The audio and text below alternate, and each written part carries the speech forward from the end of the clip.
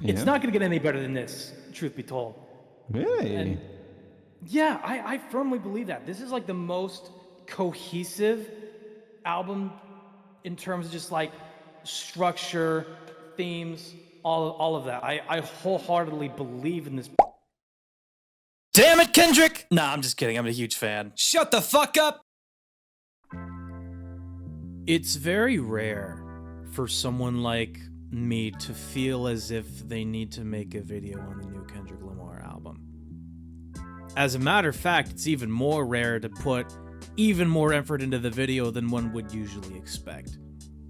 What you need to keep in mind is, as of the recording of this video, the album has only been out for 4 hours, 5 hours or so, and I've only played through GNX all the way through once, and I still feel like needing to say something about the album and Kendrick Lamar.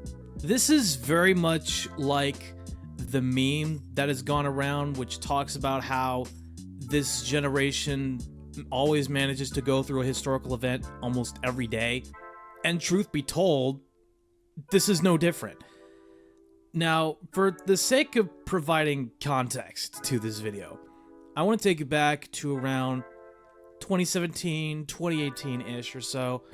I was starting to listen to a lot of hip-hop, and at the time, I was listening to Kanye West before he completely went off the rails, Tyler, the Creator, who also released a new album this year as well, Earl Sweatshirt, who released his album last year, Aesop Rock, who released an album last year as well, and Kid Seagos.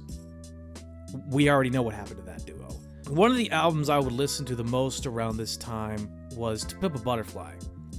In all honesty, I don't think I'm in the position to properly contextualize any of the subject matter relating to the Black experience discussed on that album, simply because of me being a white music listener, as cringe-inducing as that might be. But that's okay. I digress. However, if there's one feeling that album managed to induce, which very few albums have been able to accomplish, is this feeling of, I guess, scale.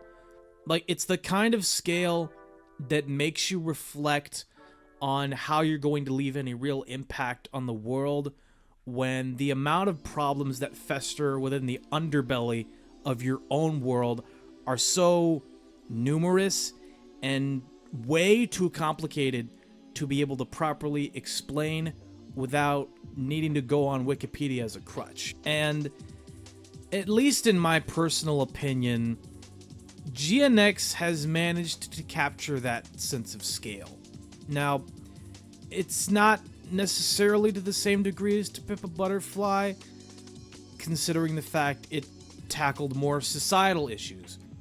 But it does tackle issues like artistic integrity, adversity, success, finding peace, accountability, social media, modern hip-hop culture, the music industry, love and the pains that come with it, and this newfound sense of power he has found within his life and in music.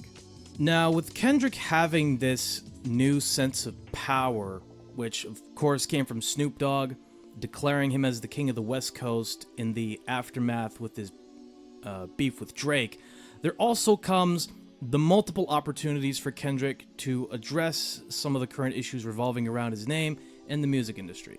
For example, Whacked Out Murals has a line talking about how some of the murals of him in his hometown were vandalized, in addition to talking about how much his hard work has managed to make one of his idols, Lil Wayne, feel let down by Kendrick announcing his performance at the halftime show for the next year's Super Bowl. There's also a couple lines as well talking about his feelings when Snoop Dogg posted to Instagram his reaction to Drake using AI to replicate his own voice in tailor-made freestyle, and Kendrick really just hoped that it was the edibles, which thankfully Snoop Dogg apologized and stated that was the case.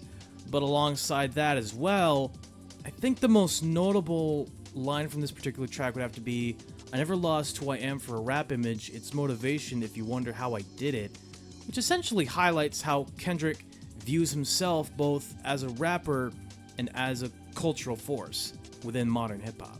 So far, the most standout track for me has been Man at the Garden, where Kendrick is basically laying out his philosophy on life, essentially talking about how, because of all the hard work that he's put into the music throughout his career, he deserves it all, and that he deserves to be in that particular place in his life, along with challenging us to look back on our own lives and think about how far we've managed to progress.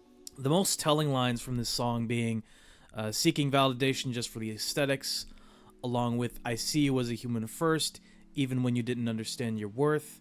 I especially like the dichotomy Kendrick goes into in the third verse, where he's more so talking about wanting a better life for his children, along with burning something he loves down and warning those around him that nobody is safe simply because of what he did during his beef with Drake was for the sake of integrity.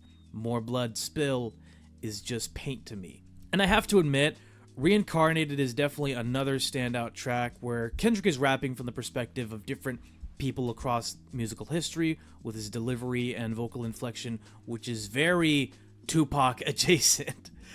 The third verse is especially notable here with Kendrick rapping from his own perspective, but then also having some vocal effects in order to have it come across like he's rapping as God himself, his heavenly father, along with laying out his mission with trying to push peace in his hometown, but the heavenly father pointing out that he's a fan of war, even though he's not, and Kendrick rapping as God is laying out all of Kendrick's own contradictions. Every individual is only a version of you.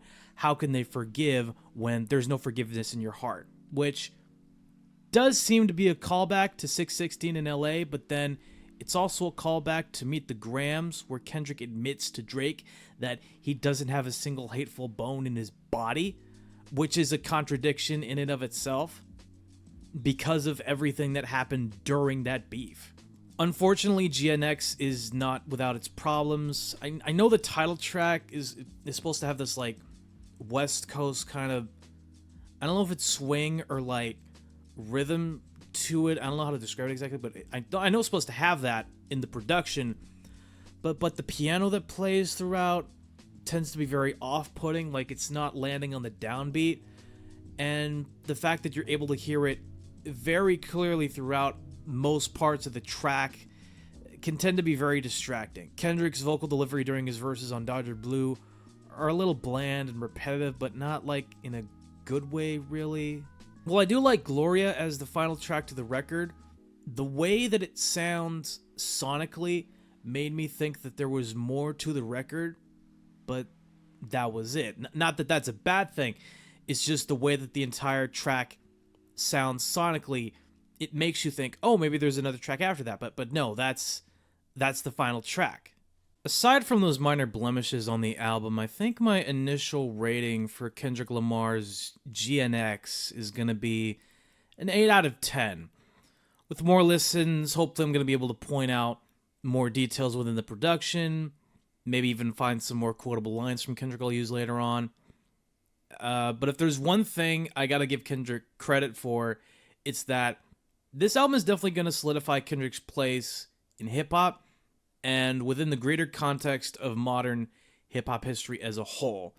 Now, is it better than Blue Lips or Chromacopia, which are also albums that came out in the same year? Not necessarily, but it is a very noteworthy release. But what about the intro to this video? What do you mean by that?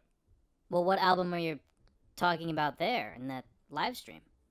Oh, I'm glad you asked. On November 7th of this year, I released my second album under the rap name Dan Gray. This album deals with issues including family relationship dynamics, religious trauma, fear of the unknown, homophobia, romantic relationships, and many more. Now, I don't want to talk about this album too much and have the video turn into a promo for the album, but what I will say is this album is as close as you're going to get when learning more about me as a person.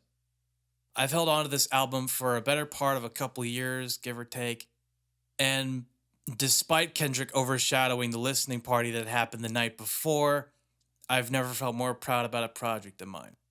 So if you would like to support me, feel free to listen to the album here on YouTube and buy the album on my Ko-Fi as well. It's only $9.99. You only need to purchase it once, and you get 10 tracks, a picture of the album cover, and the lyric sheet. That's all you need. Thank you so much for watching.